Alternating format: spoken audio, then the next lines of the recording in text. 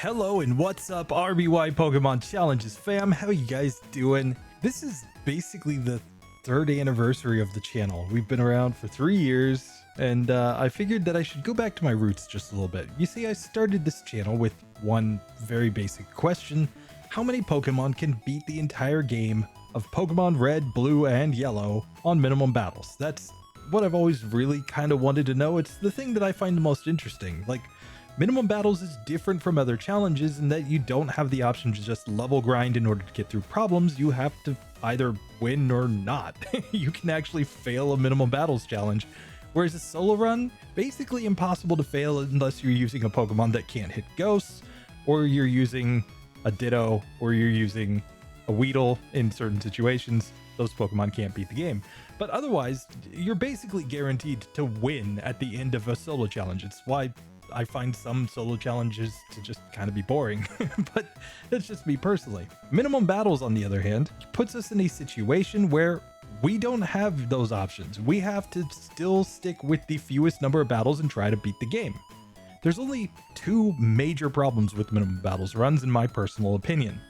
Number one is the fact that any Pokemon that reaches Celadon City could just pick up Double Team and Substitute and effectively beat the game from there. Obviously, I deal with that by just banning those moves in my rule set. But there's another issue with minimum battles, which is that in Gen 1 in particular, so many Pokemon are walled by the first gym. Brock is absolutely impossible for normal types like this Chansey. While I think Chansey does have the tools that it needs to beat the entire game without optional battles, it's just that Brock section where it ends up grinding up to like level 23, 24 to consistently win that fight. But what if we can do something to get around that? Well, today we're going to play Pokemon Red and Blue, where there is, of course, the infamous Brock through walls glitch. Now, all you would have to do is set up a Bulbasaur in another game. You could then just trade that Bulbasaur to any other cartridge that you wanted and use it to Brock through walls, and there you go. You can simply skip past that fight and move on in the game. So I'm going to be doing the exact same thing through the powers of Gamehook, using it so that I can simply skip the Brock fight. And by doing so, we're going to test and see if Chansey would be able to beat the game on minimum battles if it could only get past that first gym. Let's get into it. And we are playing Pokemon Red and Blue with a recolor mod on just to make it look like Gen 2. We're doing this, of course, to troll GSC Pokemon challenges because RBY was much better than GSC. But, you know, go comment on his channel and tell him you are not RBY Pokemon challenges. Anyway, so here we are going to tell our rival GSC Pokemon challenges, you can do whatever you want, but we are going to get this Chansey. Yes. And here with Chansey in tow, of course, we can just go ahead and save the game, and we've named it Skippy because we're going to be skipping through one of the gyms. Anyway, that's just Skippy as we get into this fight against our rival. He's going to come out with his Charmander, and we're going straight into the double slap. I think this gives us the greatest damage output. Look how much damage we did in spite of the fact that this move is so weak. So just like that, 2 double slaps beats Rival 1. And of course, in this next section, before we would normally get to Brock, there's only one required battle in the game, and that of course is the last bug catcher in Viridian Forest. In Pokemon Red and Blue, he has a level 9 Weedle. We should be able to get through that one, I think, reasonably easily. But then we're gonna have to execute our skip. So let's just take on this Weedle trainer and see if we can beat him on this first attempt. I'm simply going to go for double slap. We've got 10 PP in this move. We get poisoned, which is actually terrible because we've got such high HP. That's going to whittle us down pretty quick. We kind of needed him to go for some string shot. And there we go. We actually get the string shot there. So we can just heal up with an antidote and make our way through on the first attempt. That was really close, but it will go eventually. Every time he just attacks randomly, of course. So now with that out of the way, we can just verify once that the Brock fight is, of course, impossible. Let's just jump into this.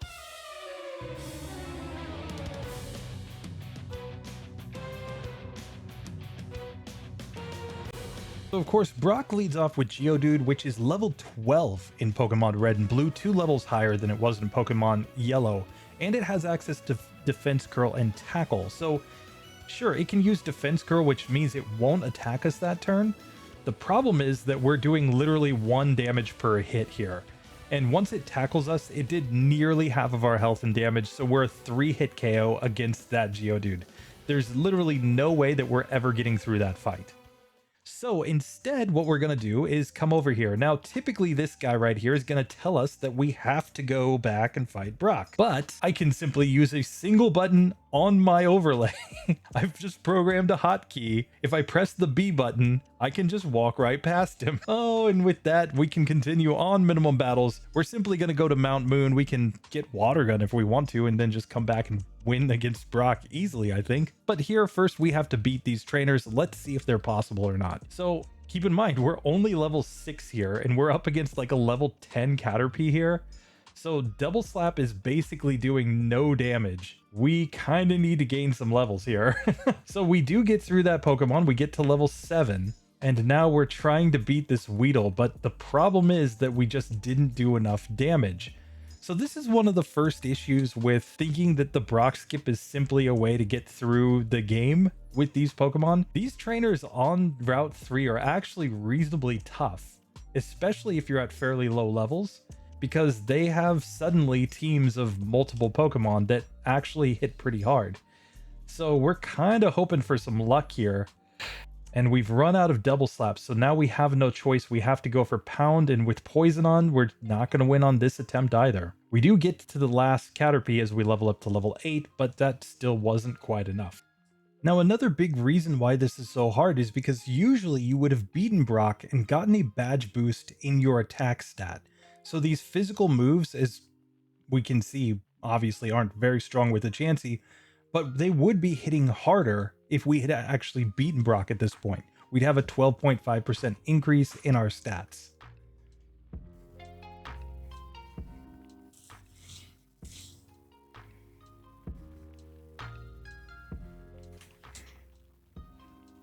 Now, of course, the fight isn't impossible because there's a 50% chance on any given turn that this bug catcher is simply going to use String Shot.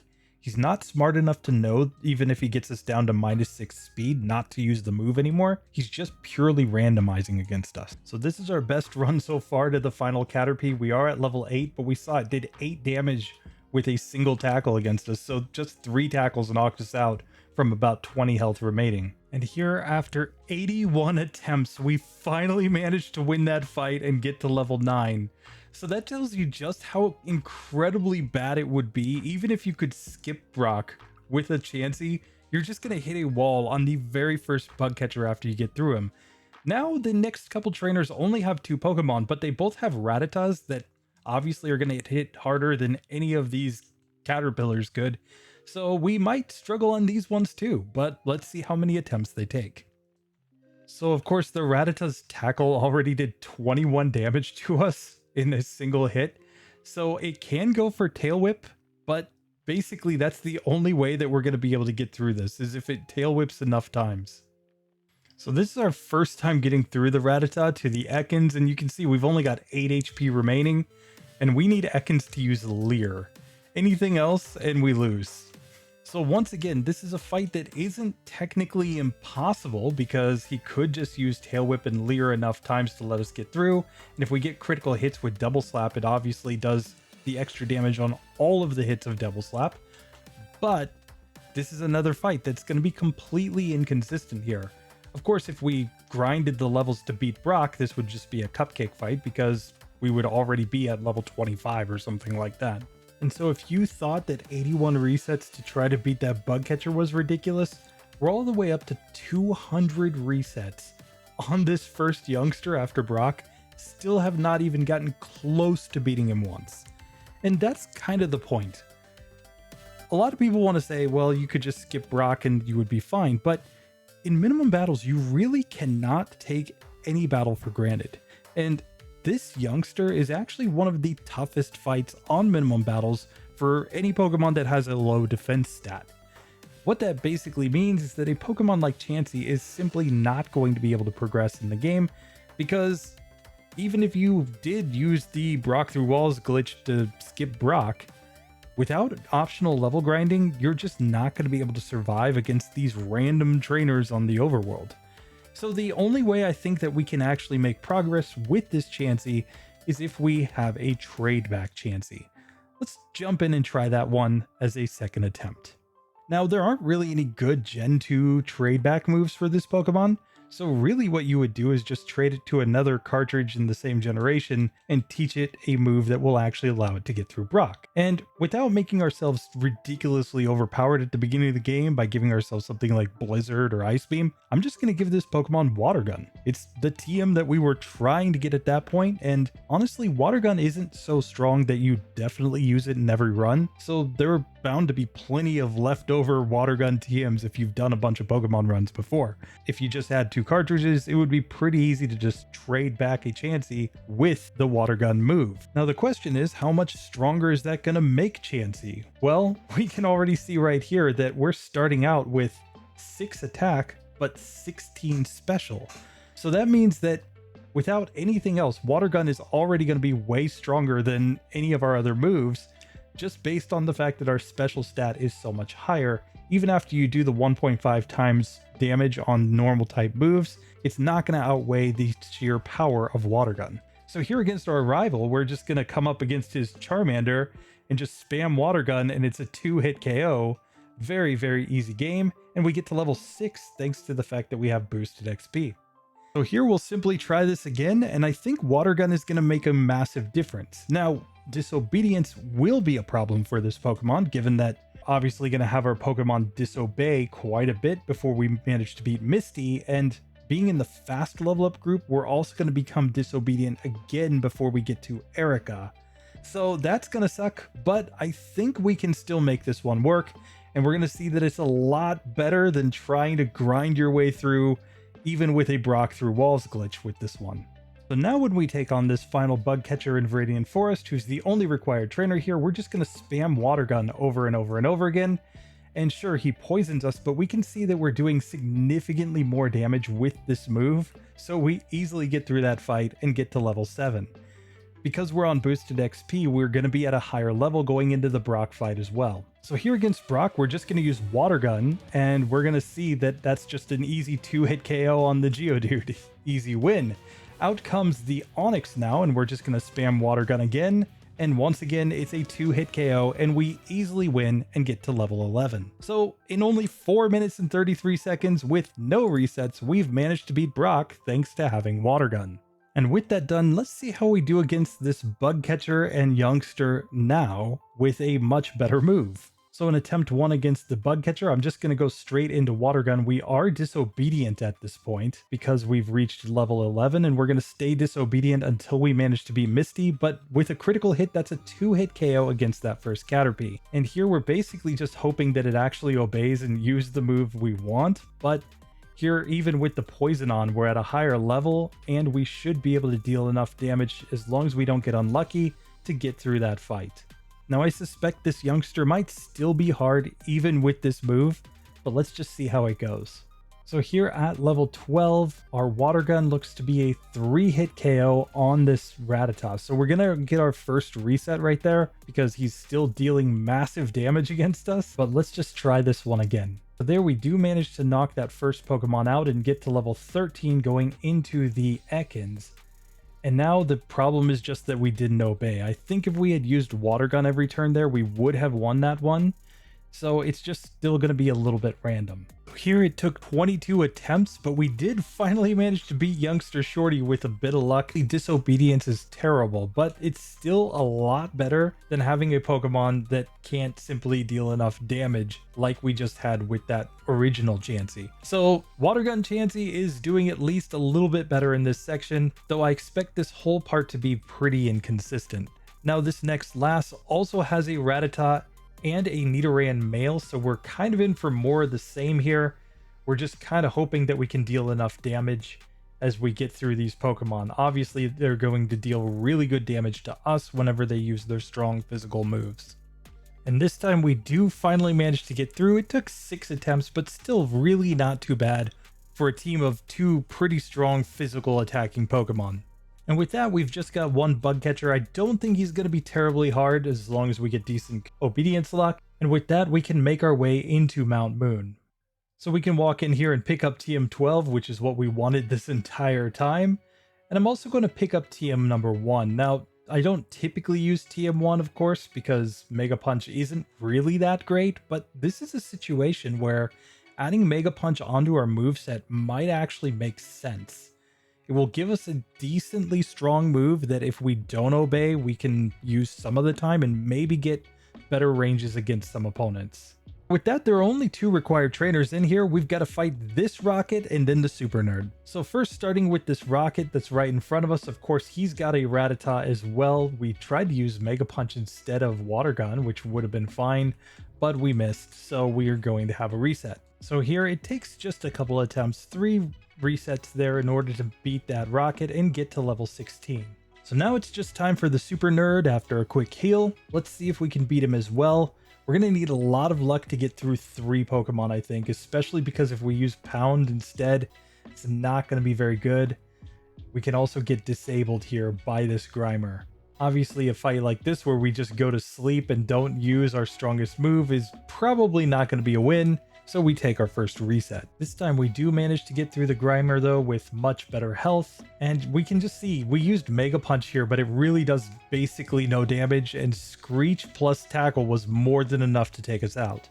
So we really need the luck to just use Water Gun over and over again. If we can do that, then we should get through this one pretty fine, but otherwise it's going to be pretty tough to get through this fight. So here, after 28 resets, this is basically our best attempt so far. We've actually managed to get to the Coughing with no defense drops, which is pretty ridiculous, and we're still on green health. So if we can just manage to use our moves, we might have a chance here, but we get poisoned. And this is going to be incredibly close, and he tackles to knock us out. Just a little bit better luck. We could have gotten through that one, but we can see in a fight where Water Gun is still a 3-hit KO on 80 of these Pokemon, we've yet again hit a wall with our Chansey.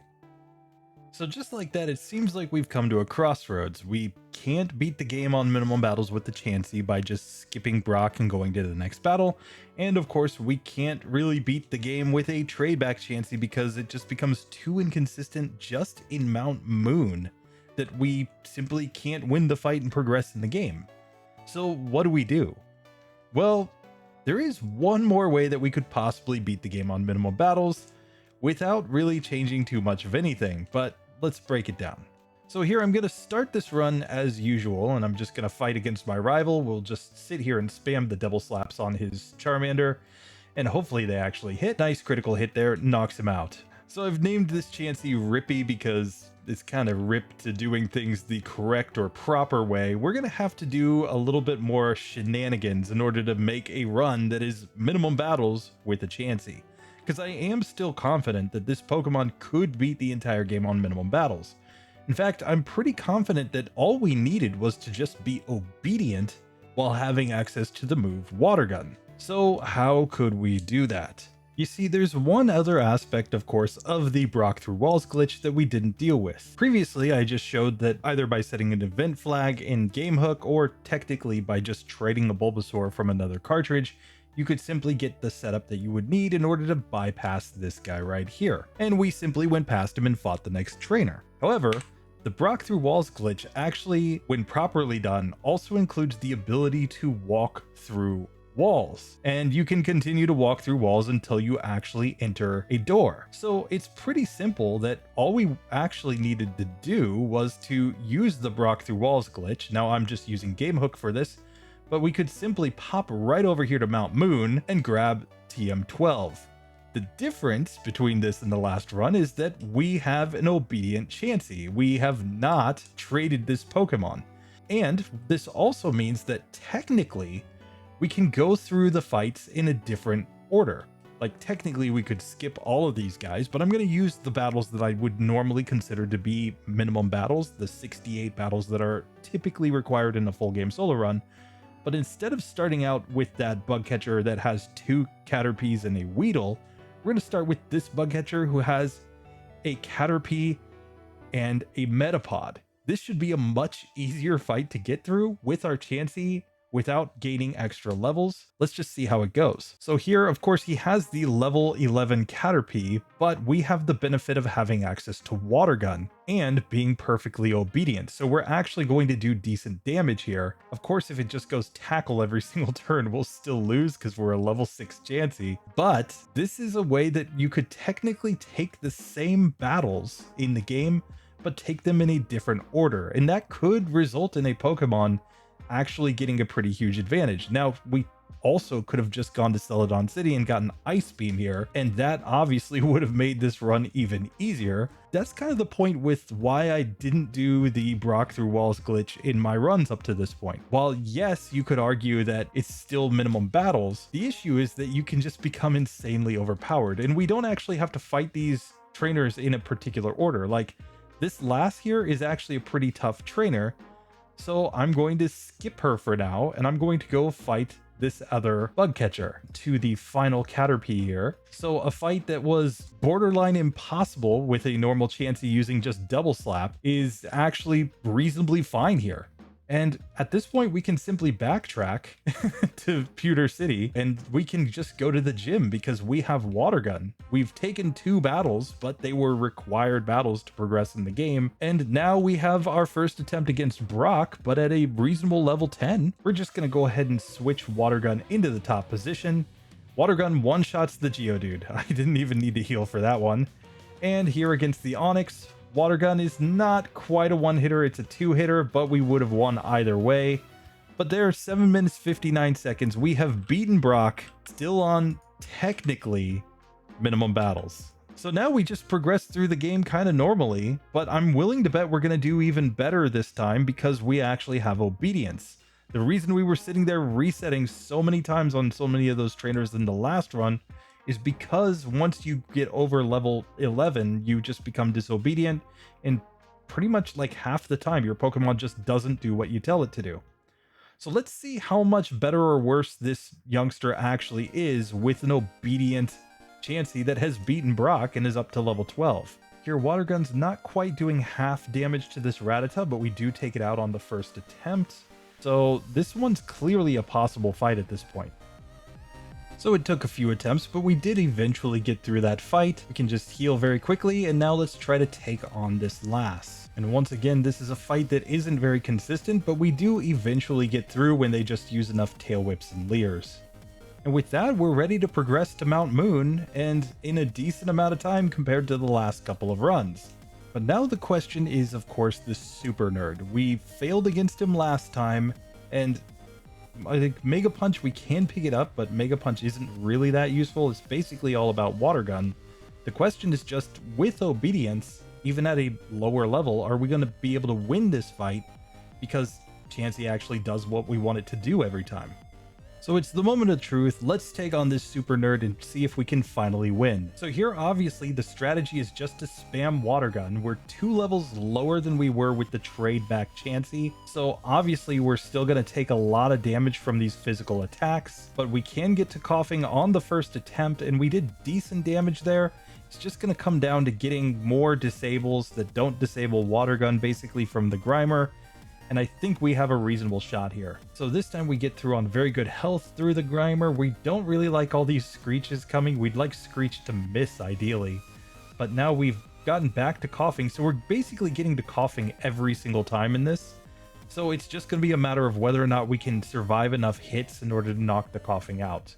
And just like that, we do finally manage to get through the Super Nerd. Didn't take that many resets. We're still in S tier territory.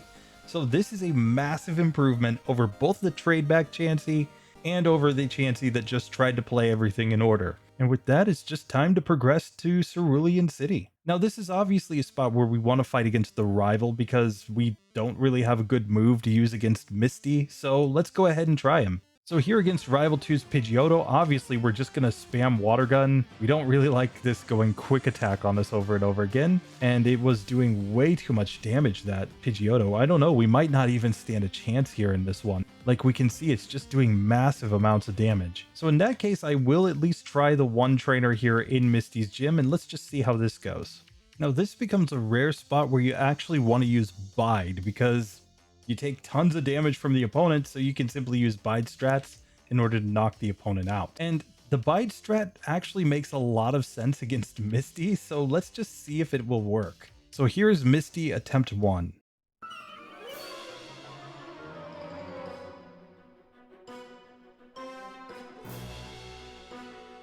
So here in attempt number 1 against Misty, I'm just going to use Bide here. We're kind of hoping that Staryu attacks us and does decent damage. It does. And we're just going to try a Bide here as well. Ideally, we didn't want to get hit that many times by the Staryu. I think if Staryu just hits us twice, we're probably fine. So just like that, we do in fact manage to knock that Pokemon out. We did not want to get tackled immediately there by the Starmie. We want the Starmie to use like an X defend turn 1 and then Bubble Beam us after that, I think is the ideal play. And this time we do in fact get through Misty by just taking 3 hits from the Starmie. And just like that, we have managed to beat 2 gyms on minimum battles. Yes, it requires some Bide strats. Yes, Bide strats aren't great, but hey, 28 resets, 2 TMs. If we have to go Bide strats, it's a broken TM, guys. I'm sorry. But we have gotten through 22 minutes and 51 seconds to get through the second gym. But even more importantly, we get access to Bubble Beam now. And we're not going to be shy about learning this move because we just need all the PP that we can get in strong moves. I'm just going to forget Pound in order to learn Bubble Beam. We're going to keep Bide because Bide might still be useful here against Rival 2. I'm not sure. So now coming into the Rival 2 fight at level 18 with the addition of Bubble Beam, Gust is still going to do massive damage. We kind of need the opponent to be slowed down by Bubble Beam. I think that is the key here. This is one where we actually kind of like the sand attack. And now we have managed to get through to Abra. I'm just going to use some double slaps on it. Who cares if they hit or not? Get to level 19. We get a Hyper Fang here, but it's a one-hitter to take out that Rattata. And we just missed the range on the Charmander. Oh, are you kidding me? The Bubble Beam didn't quite do the trick. Let's try again. So back to the Charmander again. It looks like it's probably a range here. We've taken a couple of accuracy drops, but with this much HP, we managed to get through. So it took like 12 attempts to get through the rival there. It's definitely not consistent, but it is possible to win this fight with Bubble Beam. Now we have a reprieve though, because all of these Nugget Bridge trainers really shouldn't be that hard. We should be able to knock them out pretty easily, especially because we're starting to out-level everything.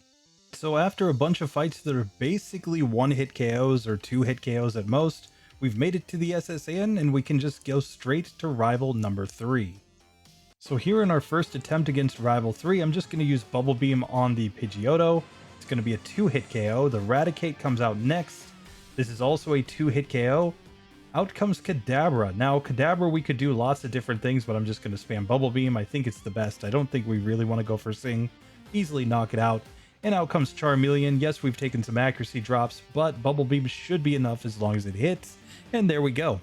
We beat Rival 3 on the first attempt. So at this point, it's simply a matter of just progressing in the game. We're just going to take on Lieutenant Surge because he actually makes a lot of sense to take on here. We can get access to Thunderbolt, and Thunderbolt will be a nice upgraded move that will also give us better type coverage. Currently, we're basically relying on either Bide or on the move Bubble Beam to get through everything. So after just a quick heal, let's try and beat him on the first attempt.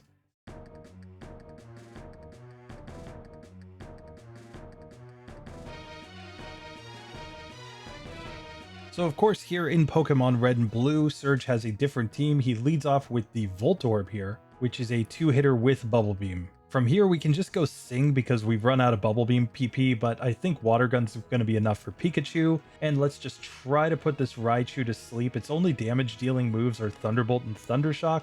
And fortunately, we have such a massive special stat that I don't think those really matter that much. I think we can just spam the Water Gun from here, and there we go. Lieutenant Surge, easy victory. 36 minutes to get to this point, but hey, with the struggles that we've had up to this point, we were well over 36 minutes to get through the first bug catcher after Brock in our original run. So hey, it's really not that bad. We are up to 42 resets in this one. Not everything has been consistent by any means. Clearly, if you actually wanted this to be more consistent, you wouldn't have just gone to Mount Moon with the Brock through walls. You'd have gone much further in the game and gotten better TM moves. But hey, we're going to keep it as minimal as we can. And now I'm just going to slap on another TM. We're going to learn Thunderbolt immediately, and we're going to learn it over Water Gun. I think this is the best play. So after just a quick trip to get ourselves a bicycle, we can move on to the Rock Tunnel, where our current moveset is actually perfectly fine, I think. The hardest trainer is really going to be this first Wrapping Last, just because she has 4 Pokemon, and we don't have any super effective moves against them. But let's see how it goes. So here, I'm actually going to put Thunderbolt in the top slot since it is our strongest move. We paralyzed the first Oddish. This is clearly a 3-hit KO here, and we're poisoned, so obviously we don't really want to be wrapped, but there's not much we can do about it. And this is going to be a 3-hit KO on the Bellsprout. We level up right there. We get a nice critical hit on this Oddish too, and Absorb does basically nothing. So now we can just stick with the Thunderbolt. Obviously, growth is not great because it means we're going to do less damage, but we still get the 3-hit range and win that fight. And now in the Rock Tunnel, it's just time to take on these Pokemaniacs and hikers, and I don't think they're going to be very hard. So we'll just quickly show the Rock Tunnel hiker fight, which is obviously a complete joke. We just spam Bubble Beam, and at this level we outspeed all of these Geodudes and Gravelers, so they're just a bunch of one-hit KOs. And with that, we've effectively made it through Rock Tunnel, and we're on to Celadon City. And here in Celadon, of course, we're going to upgrade our moveset again. We get access to Ice Beam. I'm simply going to learn this over Bide. Bide we shouldn't really need anymore now that we have access to much stronger special moves. And now I think it's time to just test drive our new moveset by coming in here to Erica's gym, where Ice Beam should enable us to make pretty quick work of this gym. But let's just see.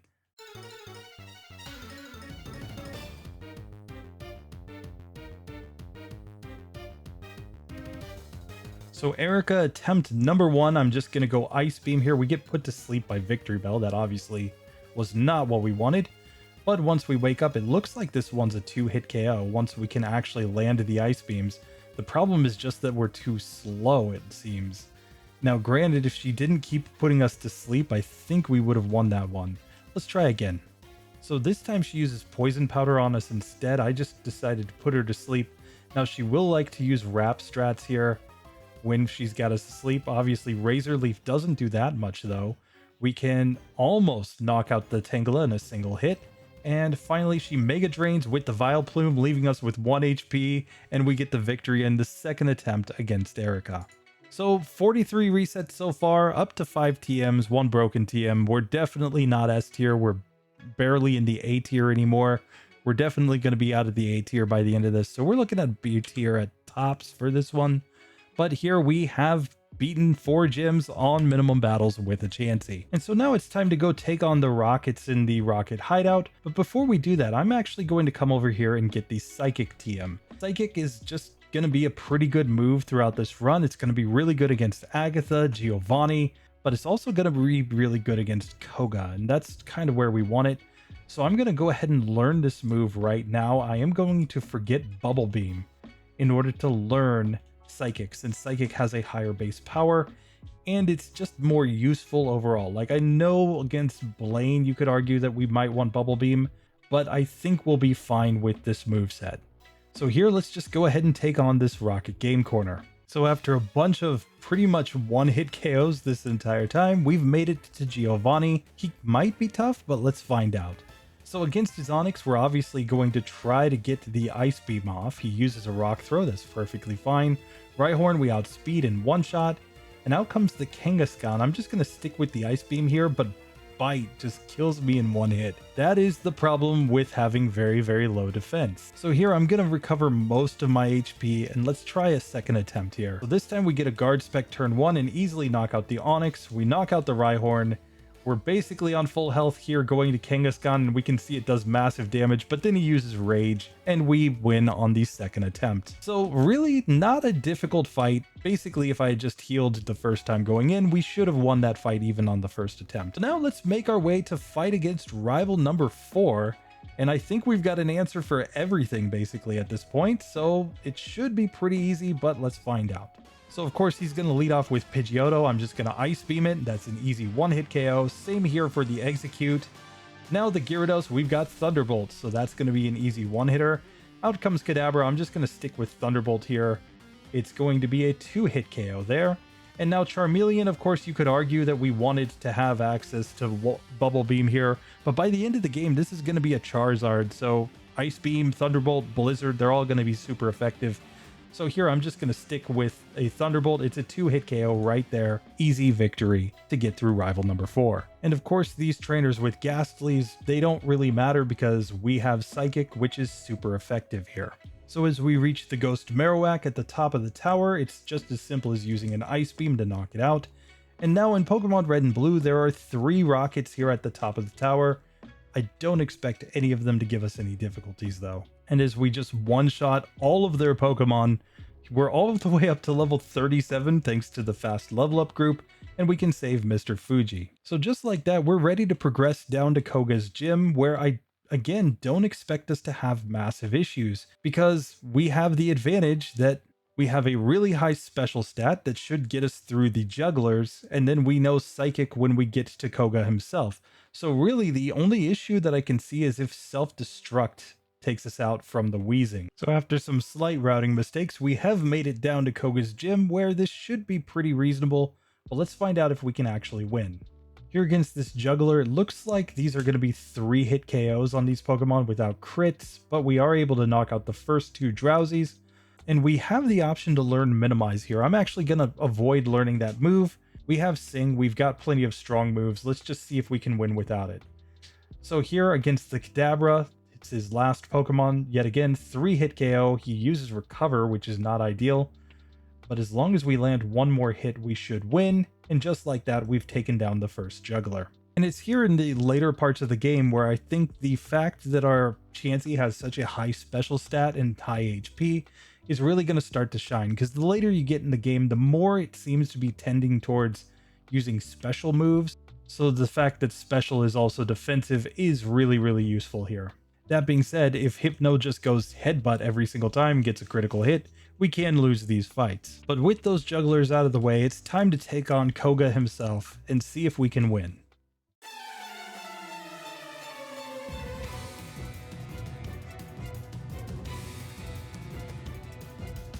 So here in the first attempt against Koga, of course, I'm just going to use Psychic here. It's a 1-shot on the Coughing.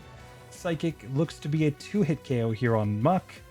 We're going to go Psychic on the second Coughing. And the final Wheezing, I think we want to put this one to sleep. We get it to sleep with Sing, now Psychic, and it wakes up, but Psychic is enough to knock it out in 2 hits. And just like that, we get through Koga on the very first attempt. We're up to about an hour at this point. Obviously, this isn't an optimized speed run by any means. If you were speed running, you would just grind a bunch of extra levels so you could one-shot things. But here, a 2-hit KO range on Koga, still pretty darn good, and we have managed to get through another gym. So now I'm just going to take on the Safari Zone real quick, and let's just get access to the Surf HM. And then after that, I think we go on up to Silphco. Now, of course, in Silphco, there's only 1 required rocket before we take on rival number 5. He just has an R-Box, so I'm pretty sure as long as we land the Psychic, it's an easy 1-hit KO. And now with the card key in hand, I'm just going to make my way straight to Rival 5's room, and let's see if we can beat him on our first attempt. So Rival 5 is going to lead off with his Pidgeot. And obviously we don't really like getting hit by Wing Attack, that's going to do way too much damage, but a couple of Thunderbolts knocks it out. Ice Beam is an easy 1-hit KO there on the Execute. We get Bite from the Gyarados and it knocks us out with a critical hit. Let's try this one again. So back to the Gyarados, it goes Hydro Pump this time, and that's what we wanted to see. We easily knock it out then. Here, I'm going to actually try to put this Alakazam to sleep to stop it from recovering. Unfortunately, we just couldn't stop hitting ourselves in confusion on that one. So this time we do get Alakazam to sleep, though we have Ice Beam disabled. We're just going to spam Thunderbolt here, and it's a 3-hit KO, very nice. And now I'm going to try to put this Charizard to sleep as well. And now we'll just go into the Thunderbolt, and it looks to be a 2-hit KO. Easy victory as we finally get through that one. So it's really just a matter of not getting terrible ranges on that first Pidgeot, not getting a bad luck critical hit Bite from that Gyarados, and then actually landing Sing on opponents. Once you get that, it's really not a terrible battle to get through. So I'm just going to grab a Hyper Potion here for a quick heal, and then let's go ahead and try to take on Giovanni. So Giovanni attempt number 1 here. We obviously know Psychic for the Nidorino. That's a perfectly fine 1-hit KO. Here, I'm going to go Thunderbolt on the Kangaskhan. We paralyze it and knock it out the next turn. Rhyhorn can just take a single Ice Beam, and we'll stick with Ice Beam here on the Nidoqueen. Body Slam did a lot, but it's a 2-hit KO, and we easily win on the first attempt. So with that done, I think we may as well just try Sabrina, since she's pretty much just going to use special moves against us, and we have a really good special stat. I'm pretty sure with at least decent sleep luck, we'll be able to get through this one pretty easily.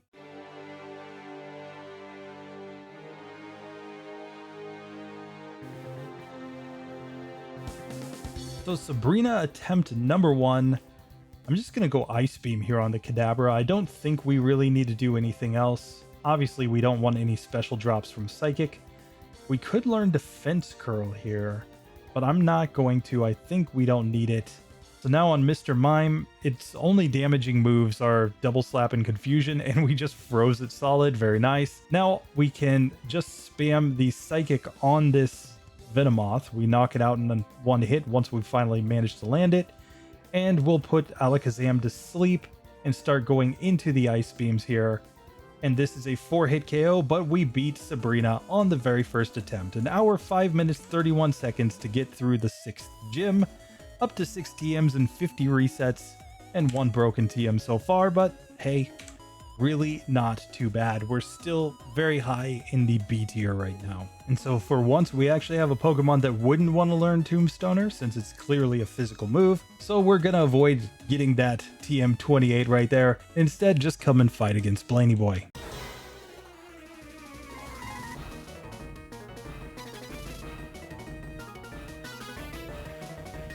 So here against Blaine, he leads off with his Growlithe. I'm just going to go for Ice Beam here. Fire does not resist Ice in Gen 1, and Ember did basically nothing, and we knock it out and get to level 45. He goes for a full health Super Potion. Good job. Now we can move on to the Rapidash, who he is using some Super Potions on as well. We really don't care about Growl. Growl is just a completely useless move, but then it goes Stomp on us. That was not good. And here I do think we want to put this Arcanine to sleep just because we're getting on fairly low health, and we've run out of Ice Beams here. So I'm going to switch into Thunderbolt. This looks to be a 4-hit KO, but he stays asleep. So just like that, we beat Blaney Boy on the first attempt. An hour, 8 minutes, and 44 seconds to get to this point, but we have managed to get through 7 gyms with really no major issues. So basically, like, most of those resets came in the early game, and after that, all of our score deductions are basically from learning TMs. And we can see the splits are getting much closer between the gyms, much more in line with what you'd typically get in a reasonably fast solo challenge. So now it's just time to make our way to Giovanni's gym in Viridian City, and we've got all the moves that we should need to completely dominate this section of the game. So the question is really just, can we survive against his physical moves when he hits us with things like, in this version, Thrash and Body Slam. So let's just try it. Giovanni attempt number 1.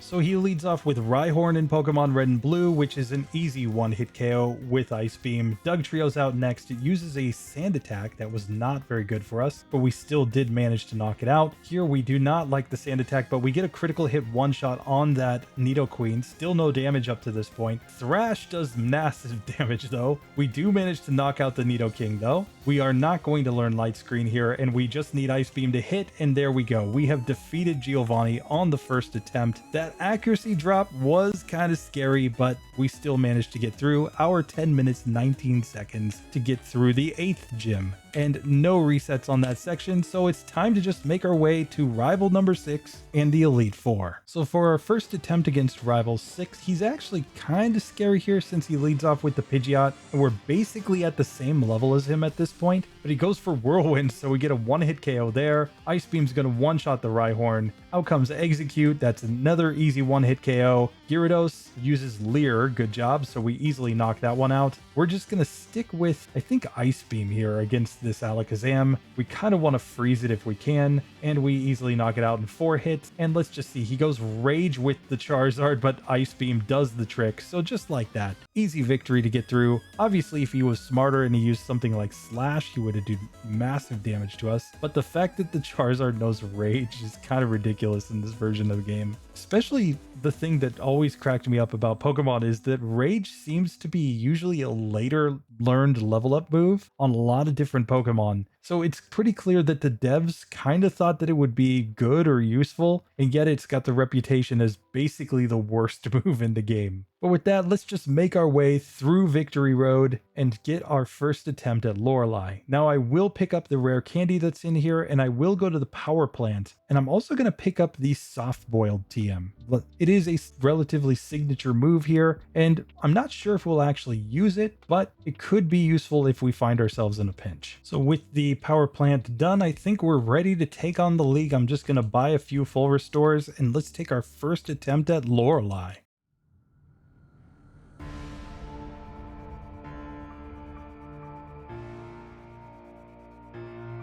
So Lorelei attempt number 1, obviously we want to use Thunderbolt here. She goes for Rest, very nice. So she's just going to use Rest and we're going to get through the Dugong with no damage. Out comes the Cloyster though, and Cloyster is faster than us and at a higher level than us. Its Spike Cannon does a lot of damage too. Thunderbolt didn't quite one-shot there. Slowbro comes out. We will outspeed this Pokemon, fortunately, so we can knock that one out. And Body Slam from the Jinx did massive damage to us. I'm going to stick with the Thunderbolt here since it's our only neutral move, and we do manage to knock that one out. Now the Lapras is faster and goes for a Hydro Pump, so we lose the very first attempt. I think this is the point in the game where we can start thinking about using some rare candies, so I'm just going to level up to level 55 here. We will not learn Double Edge, and with that we've got more HP, and in theory we're just going to be a little bit stronger and more survivable. So here we get Aurora Beam from Dugong. It goes for Rest turn 2. That's actually very common. It's mostly going to use Rest on the second turn. Here we get Aurora Beam from Cloyster. We still don't quite one-hit KO there, but now the Slowbro growls at us, which really doesn't matter, and I'm going to sing here at Jinx because of the Body Slam, and the Body Slam did massive damage thanks to a critical hit. So this is a 3-hit KO, but we do manage to get through, and we outsped there against the Lapras. We just didn't manage to land the Sing. If we landed Sing, I think we win. So here Dugong gets stuck in its rest loop, as it often will, so that's an easy victory. We get confused here by Cloyster, and we paralyze it, but we knock it out on the next turn. Here we get our 2-hit range against the Slowbro, so full health to Jinx. We put Jinx to sleep after the double slap misses, so now we can just spam Thunderbolt, and we got a Gen 1 miss with Thunderbolt, but we do knock it out still on green health. I'm just going all in on Thunderbolt here. Body Slam did massive damage, but it's a 2-hitter there on the Lapras, and we do beat Lorelei at level 55, level 56 after the level up. So with that, we can just heal up real quick and take on Bruno. Now, usually Bruno is just a complete joke, but this is one where in theory, at least, he could be difficult. Let's see if it turns out that way in reality though.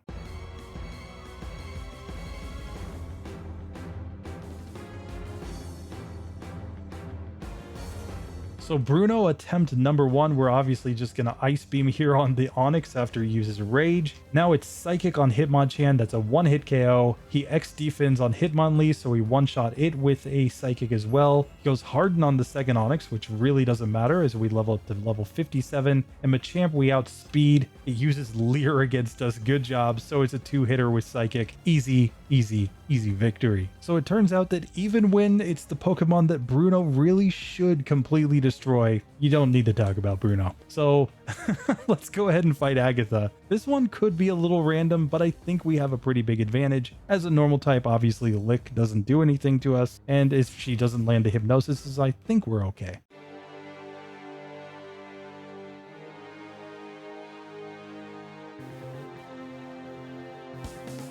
So Agatha attempt number 1 here. I'm just going to go for Psychic here throughout this whole fight pretty much. She super potions the Golbat, but that's perfectly fine. Now she confuses us, but yet again, we're not really too worried about confusion. And then she Dream Eaters us while we're awake. Nightshade can do decent damage, but Psychic should make pretty quick work of this one. Arbok's Acid is actually kind of the scariest move here. And we've made it to the final Gengar. We get confused and we get hit by Toxic. She goes Nightshade though. though, and 2 psychics is enough to knock her out, so we beat Agatha on the first attempt. So with that, we are on to Lance. Now Lance is what I think is truly the scariest trainer in this section of the game, because this is Pokemon Red and Blue, so he's basically just going to use Hyper Beam and Slam with everything. So this is one where we might need quite a bit of luck. We might even have to use our rare candies at this point. I'm going to go in without them first. Let's just see what the ranges look like, whether we outspeed anything or not. But after that, we may need to use some rare candies to even have a decent shot here.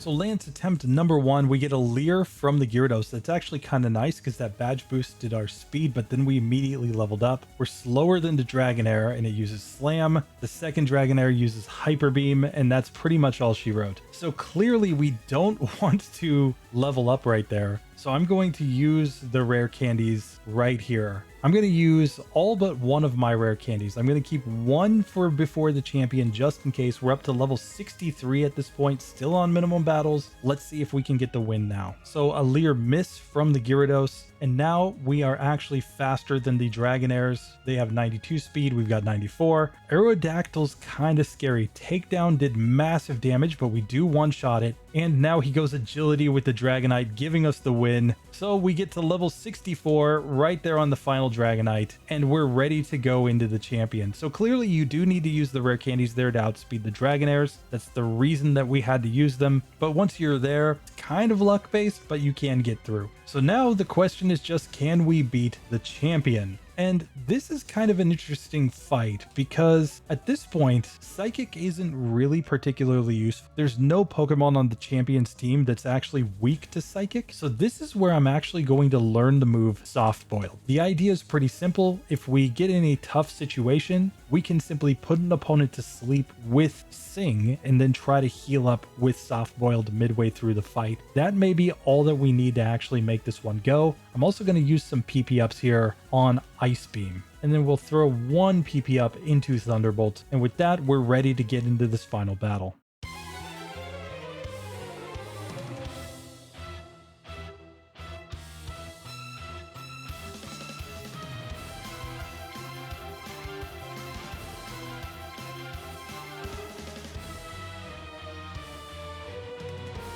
So of course the rival leads off with Pidgeot. I'm just going to go for the Ice Beams here. We get the freeze. So now obviously Soft Boil just to heal up, and then a Thunderbolt to finish that one off. Out comes the Alakazam. I am going to try to put this Pokemon to sleep because we don't really want it to sit here and spam recover, which he does right there. We get the paralysis there though. So now he is recovering. We got a Gen 1 miss with Thunderbolt. Are you kidding me? But there, just like that, we are able to get through. Now we're guaranteed to outspeed the Rhydon, and it doesn't use a lot of moves that can actually affect us. So I'm going to put this Pokemon to sleep and use Soft Boil to heal up, and now we can use an Ice Beam to just knock that Pokemon out. Exeggutor is another one that I'm not too worried about, but that Stomp did a lot of damage. Oh no. So here we're going to put this Pokemon to sleep now because we're on low health after the Barrage and Stomp, and I'm going to get all the way healed back up, and now we can use Ice Beam to finish that one off. Out comes Gyarados. We just need to land Thunderbolt, but the single Hyper Beam knocks us out in one hit. So let's try this one again. I think it's possible. We just need to not get a Hyper Beam there. So once again, Ice Beam on the Pidgeot. It uses Sky Attack though,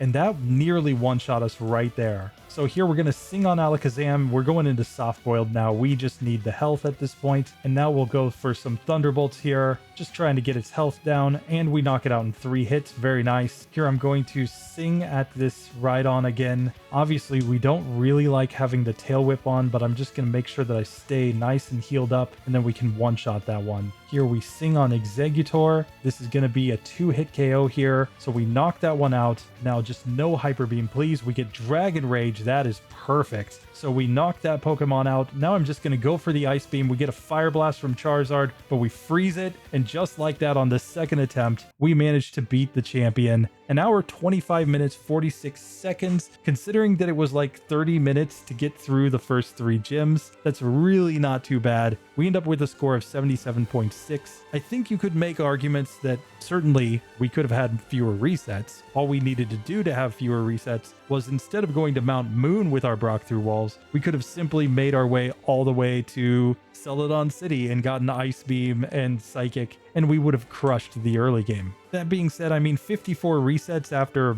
probably, what, 30 some of those came just before we even got through Misty is really, really not too bad. And 7 TMs, 1 broken TM, obviously the Bide strat brings our score down an entire tier. This would be an A tier Pokemon without the Bide strat that we used earlier on. But we can see, like, the late game really isn't that bad. It's just getting through those first 3 gyms that is a little bit tedious because of the fact that this Pokemon just can't stand up to like a Rattata using Tackle and Quick Attack against it. Still pretty good. And Chansey, in terms of time, is second on our tier list, only behind Articuno at this point. It was actually faster than our Cloyster run that you guys will also see pretty soon. But of course, in terms of score, it was the worst of the 3 just because it had to use a broken TM. So with that, let's just go ahead and register our Chansey Rippy up in the final Hall of Fame. Now, of course, I wanted to do a Chansey run because I just had my baby boy and he is doing excellently. He actually just got his first Pokemon ever. He got a Clefadol. Something I promised that guy over at GSC Pokemon challenges that I would do. So he beat the game with a Clefa, so I had to buy a Clefadol for my baby. Anyway, if you guys want to hear more updates about that, or maybe tell me what Pokemon my little guy should actually try as his starter, let me know in the comments. But for now, we're just going to make our way up here and fight against Mewtwo, and I'm just going to give a massive thank you to the channel members. It's been a hot minute since I've been able to make content consistently. I'm finally getting back on my grind so that I can get videos coming out, if not weekly, at least bi-weekly for you guys. And it's been, you know, just a situation where I work full time. I have the baby, I have my wife, you know, it's just free time has basically become not part of my life anymore. I have so many messages that I haven't been able to respond to, but I promise you I'm getting around to them as quick as I can. And I just have to thank you guys for your patience. Like, the channel members and patrons have continued supporting, even though I haven't been able to get videos out as quickly as usual. And I just gotta say, it really is excellent, guys. Like, I can't thank you enough. Obviously, it gives a lot of peace of mind to me that the community is still there supporting me. It gives a lot of peace of mind to my wife that, hey, I'm not just in the room playing video games, like I'm doing this for a purpose, and I want to keep the channel growing and just keep improving. So, you know, I just can't say thank you enough. And we'll, like usual, put whatever you guys contribute back into the channel and trying to improve it. For now, let's take on this Mewtwo. So here, obviously, Mewtwo strategy, we just want to put this one to sleep, and now I think we just spam the Ice Beams, and we're not going to deal a lot of damage here, but if we can keep it asleep, we should have a decent chance to win this fight here. Not if it uses Swift, though. Swift, 60 base power is just kind of too OP, and the critical hit Swift pretty much knocked us out from full health. We should use a single full restore here just to make sure that we have all the HP that we can. Let's try this one again. So here, obviously, barrier doesn't matter because we're only using special moves. We get a nice critical hit there. Here he goes Swift and then recover, but we get the freeze, and just like that, even the most powerful Pokemon, Mewtwo, doesn't stand a chance against Rippy. Come on, we're already cheating our way through the game, but there you have it. Minimum battles, we have beaten the entire game with a single Chansey. That was a lot of fun. Let me know what you guys think about this sort of format. I've kind of avoided doing the whole Brock through walls thing, even though it's technically possible in Pokemon Red and Blue for a minimum battles run, specifically because you could become way too OP too quickly. But hey, for some Pokemon, keep in mind, Zapdos, Tauros, Exeggutor, Golem, there are tons of really strong Pokemon that simply do not get through the first gym on minimum battles. Mew, the second best Pokemon in the game, does not beat the first gym on minimum battles, but you could argue that a lot of those Pokemon, it's just as simple as getting to Mount Moon and grabbing the Water Gun TM, and then they probably crush the rest of the game. If you have a favorite Pokemon that doesn't beat Brock on minimum battles, would you want me to do this sort of format? Or do you think that it's out of the spirit of our challenge? Let me know. Anyway, that does it for this one, guys. Thank you so much for watching. I will see you in the next one. Later.